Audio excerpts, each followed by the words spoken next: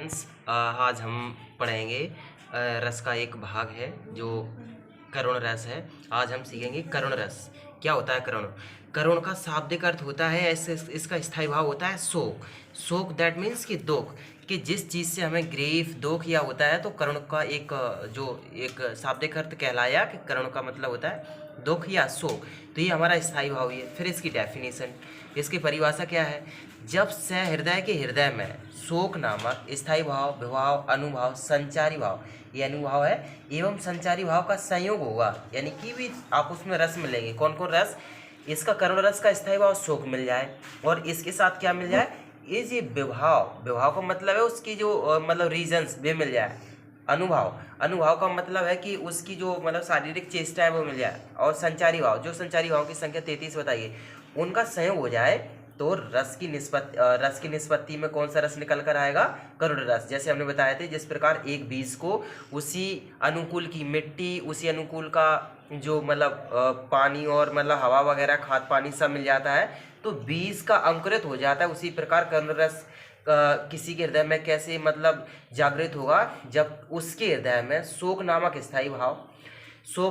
स्थायी भाव, विभाव और फिर अनुभाव एवं संचारी भाव का संयोग हो जाए, तब कौन सा रस कहलाएगा? करुण रस। तो ये हुआ हमारा करुण रस। अब हम इसके देखेंगे एग्जाम्पल। जैसे इसका एग्जाम्पल्स है कि शोक बिकल सब रोहे रानी, रूप शील बल तेज बखानी। इसी प्रकार एक और एग्जाम्पल्स है इसका, देख सुदामा की दीन दशा, करुणा करके करुणानिधि रोए, पानी परात को हाथ छुओ नहीं, नैनन के से जल धोए। इसके अलावा ये है एक लता मंगेशकर जी का बहुत सुपर गीत है देश के वीरों के लिए, ऐ मेरे वतन के लोगों जरा याद करो कुर्बानी, जो शहीद हुए हैं उनकी जरा याद करो कुर्बानी, या मेरे वतन के लोगों जरा आँख में भर लो पानी। अभी तो एक और है इसी के जैसा, एक जो मतलब सुहागन स्त्री का जो पति है वो उसकी डेथ हो जाती है तो कैसे 1-2 दिन के बाद उसका जो पीले हाथ हैं वो अभी भी मतलब पीले हैं और उसके जो माथे से मुकुट बंधा हुआ था उसे भी छोड़ना पड़ रहा है और उसकी बहुत मतलब पीड़ा है, तो उसमें दुख दिखाई दे रहा है। अभी तो मुकुट बंधा था माथ, हुए कल ही हुए थे हल्दी से पीले हाथ, खुले भी थे ना चुम्बन कपोल, हाय सिंदूर बन गया अंगार। इसमें जी हमारे एग्जाम्पल्स हैं तो हम इसको पूरा का पूरा एग्जाम्पल्स देखते हैं। ये रहे इसके एग्जाम्पल्स। तो एग्जाम्पल्स में हम देखेंगे कि शोक बिकल सब रोहे रानी, रूपशील। इसमें हम आपको बता दें उस समय की बखान की गई है। कौन से समय? जब राम और रावण के युद्ध में रावण का जो पुत्र है मेघनाद, जिसे घनानंद के नाम से भी जानते हैं, उसकी मतलब युद्ध में उसकी मतलब उसकी पराजय होती है, वो है युद्ध में मारा जाता है, उसका वध किया जाता है भगवान राम के द्वारा। तो तुलसीदास जी ने लिखा है कि कैसे उसकी मतलब उसकी मृत्यु होने पर कैसे मतलब लंका में सब लोग हैं उसका मतलब जो बखान उसको मतलब विकार कर रहे हैं या विलाप कर रहे हैं, बुरी तरह से रो रहे हैं। तो इसीलिए कहा कि शोक बिकल सब रोहे रानी, कि शोक में बिकल यानी कि सभी, सब माने सभी, रोही माने रोती है, रानी माने रानी, रूपशील बल तेज बखानी। और जो मेघनाद है उसके रूपवान को देखकर या उसके शील यानी चरित्र को देखकर, उसके बल को देखकर, उसके तेज को देखकर सभी चीजें बखान करते हैं और बाद में सभी बिलक बिलक कर रो रही हैं। करही बिलाप अनेक प्रकार, और अनेक प्रकार से वहाँ की जो लंका की रानियां हैं और उनकी पटरानियां हैं, उनकी दासियां सब रुआराई कर रही हैं। इसके अलावा पर ही भूमि पर बारंबार, और भूमि पर अपना सिर पटक देती हैं, चूड़ियों को छाड़ छाड़ कर देती हैं और भूमि पर बारंबार और बार बार क्या करती हैं? बहुत बुरी तरह से रो रही हैं। तो ये हमारा एक एग्जाम्पल्स है उसका करुण रस का।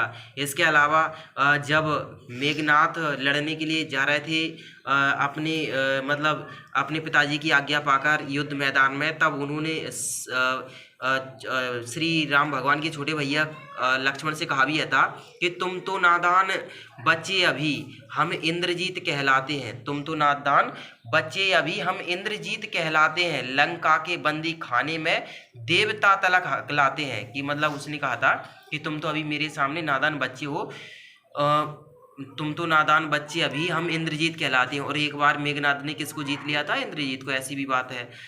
अब नेक्स्ट है कि देख सुदामा की दीन दशा, करुणा करके करुणानिधि रोए, पानी पर रात को हाथ छुओ नहीं, नैनन के जल सो पग धोए। तो इसमें उस समय का बखान किया गया है जब श्री कृष्ण भगवान के मित्र सुदामा उनसे मिलके द्वारकापुरी में गए थे, तब उनको उनसे उनसे उनसे मिलने के लिए जैसे ही उनका नाम सुन के मतलब दौड़ते चले आए।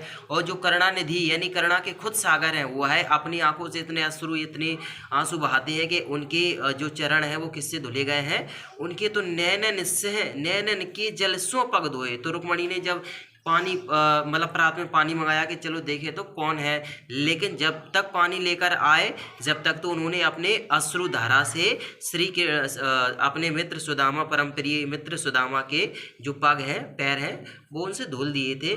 ऐसा मतलब इसमें बहुत दुख भरी उनकी जो पीड़ा है, कैसे कांटे लगे थे, उनकी मतलब कपड़े नहीं थे पहनने को, खाने के लिए भोजन नहीं जुटता था। और इसी के जैसे एक और है, ऐ मेरे वतन के लोगों जरा ये आँख में भर लो पानी, जो शहीद हुए हैं उनकी जरा याद करो कुर्बानी। ठीक है, ये तो आपको पता है, ये एक राष्ट्रगीत है बहुत सुबह। इसमें हमारे देश के जो वीर जवान है शहीद हो गए, इसके लिए उनको श्रद्धांजलि के रूप में अर्पित किया गया है। अभी तो मुकुट बंधाता माथ, तो इसमें बात की गई है कि कोई दुल्हन है, उसकी शादी के तुरंत बाद जब वह अपने घर आती है तो उसके 1-2 दिन में उसके जो पति हैं वो गुजर जाते हैं। तो वो अभी उसके जो हाथ है वो मतलब उनमें हल्दी है वो छूटी भी नहीं थी, कल ही हुए थे पीले हाथ। ऐसा लगता है जैसे कल ही उसके पीले हाथ हुए थे, खुले भी थे ना चुम्बन का पोल। और उसके जो लज्जा के बोल हैं अभी वो भी नहीं खुले थे, या वो भी ढंग से उसने अपने पति से मतलब ठीक से बात भी नहीं की थी।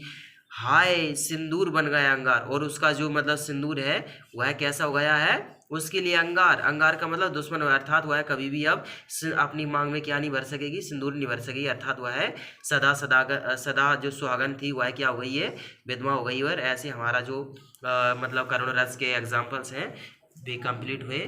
Thanks for watching.